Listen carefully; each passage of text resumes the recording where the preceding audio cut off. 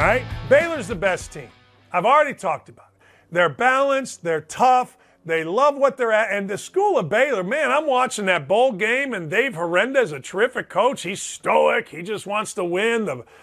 The basketball won the national championship. The football wins the Big 12. The women are killing it in every single sport. Women's basketball has been great forever. Women's softball, I don't know if they're any good or not, but they probably are. I didn't read enough. I guarantee you they are. Baylor looks like a fun place to go to school. Does it? You just win. And it wasn't so long ago that Art Briles and Dave Bliss and those guys were making that place an absolute mess. Not anymore. All right, here are the teams most likely to challenge Baylor, though. Purdue's really good. Purdue plays tonight. They play Wisconsin. They're 12.5-point favorites. Don't bet against them. I don't know if you want to bet on them. I'll talk about it later.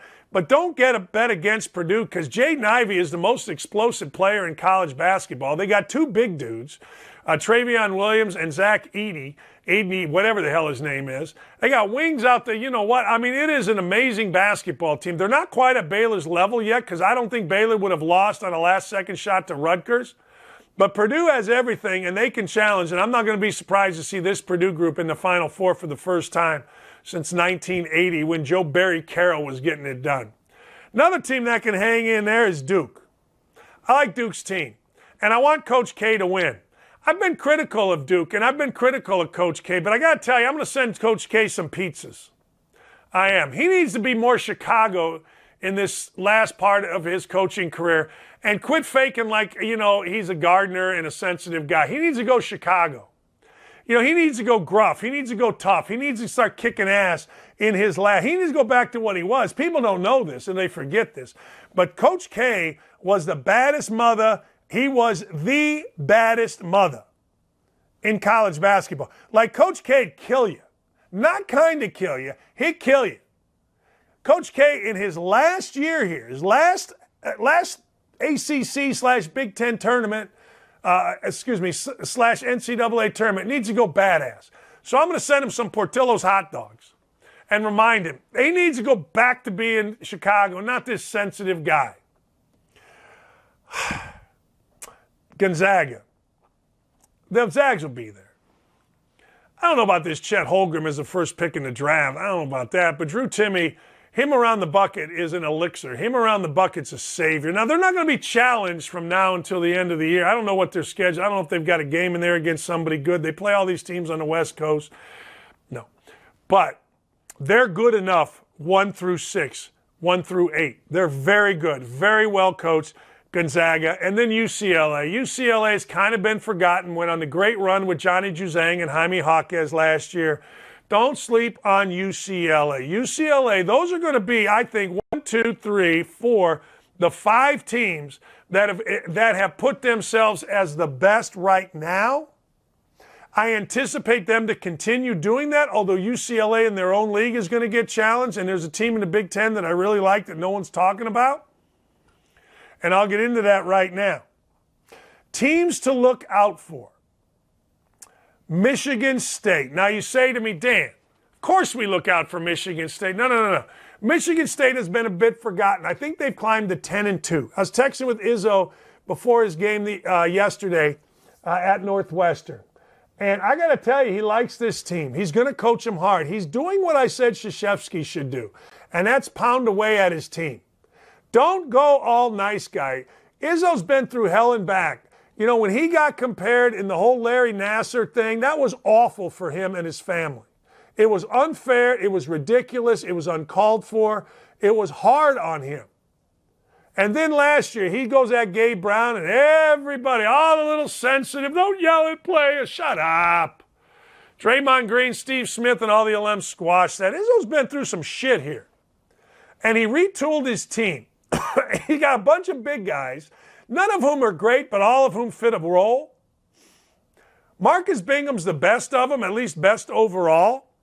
Do yourself a favor. Seriously. Do yourself a favor and keep track of Izzo.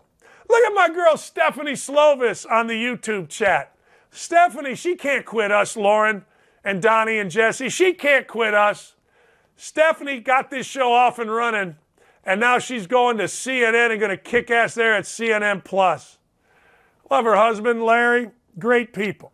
All right, the other team that you got to look out for, welcome, Stephanie. It's nice to see you on here. The other team that I like, and I like a lot, is USC. USC still has a Mobley back. They're long, they're athletic. Now, this isn't, they're seventh in the country, okay? All right, they're seventh in the country. Now I'm watching them. Now I'm liking them. This from Brent Benjamin, who's a Penn State guy who's always on my ass, but I'll indulge him. Dude, you said after the season started you couldn't name a single player on Duke, which is why you are unemployed. Dan, you're a joke. Seriously. Okay. Or maybe I got a better job. What? Guys follow me for years on here. You'll get to know the names because I indulge them. You'll get to know the names. They're all little dipshit, like bearded white guys that just want attention, and I give them the attention. What can I say? So, Benjamin, you're right. That's why. Love you a long time. Anyway, let me go back to USC. USC is going to compete really well with, UCLA. You're going to like it.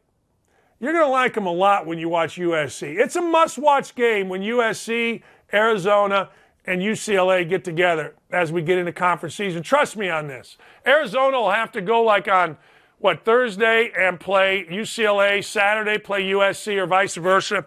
That's must-watch TV. Those are three teams that can all get to the Final Four. All right. Most dangerous and underachieving team so far is by far Memphis. Like, Memphis has a bad coach, okay? We know that. We're not worried about it. A bad coach. Okay, fine. He's not a bad coach in terms of not knowing what to do, Penny Hardaway. He tries. But when you act like a kid like he does, then your players get undisciplined at important times. They had a great win, not a great win, a good win. A good win against Wichita State at Wichita State. But earlier they had lost to Tulane. They've lost some games. This is the most talented team in the country. You can make the argument. I mean, when they had a pro day, everybody showed up because they got pros. Look, if I had a pro day at Bowling Green, a couple might show up because we had a one or two maybe pros. But those guys, man, those guys have pros. So anyway, that's the most dangerous team. And if you want to sound smart as we get going into college basketball, do yourself a favor and say, well, rub your beard because you little white guys like acting like you know. Well, I am a little white guy, and I'm on Twitter all over Dakich's ass. He doesn't know shit. I told that son of a bitch. Do yourself a favor and tell him that, man, you got to really watch out for Memphis. I really think you got to watch out for Memphis. I think Memphis is the team you really got to watch out for. I do. I think I do. All right, then lastly, the best league. And I've asked people about this because, frankly, I'm not going to lie to you. I haven't watched as much college basketball because I get bored by it. Everybody runs the same thing. I think the announcers aren't very good. I think college basketball needs me back. But that's all right. I'm not begging. Not at the expense of this job. I love this JOOB. But anyway, here's the deal. All right? The best league right now, a lot of people thought going in was going to be the Big Ten. It's really not. The best league right now is the Big 12. I mean, look, when you've got the best team, and that team is Baylor, it's hard not to have the best league, but sometimes your league gets so top-heavy that it's just kind of difficult. Well, the Big 12 to me is the kind of league that almost, not every night, but on most nights, you're going to see a couple things, okay? You're going to see crowds that basically don't show up. Basically, all right? But you're going to see really good games, like Chris Beard. Chris Beard at Texas got his team 11-2, flying a little bit under the radar, but they're athletic as hell. Marcus Carr, who was good enough to get Richard Pitino fired at Minnesota, is trying apparently to do that, at least by media reports, but he calmed down because Beard's really good with guys, and he's played really well. Kansas, it always goes through Kansas. I know Kansas didn't win the league last year, maybe the last 2 years, but it always goes through Kansas. It does. Iowa State's 12-1 with a huge win over Memphis. Did you know that West Virginia's 11-2? Let me give you these records. 13-0 Baylor, 11-2 Texas, 11-2 Oklahoma with a new coach, Porter Moser.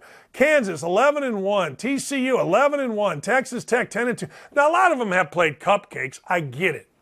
But when I watch the Big 12 this year, I'm saying to myself, damn, these guys ball. These guys ball really, really well and hard and are well coached.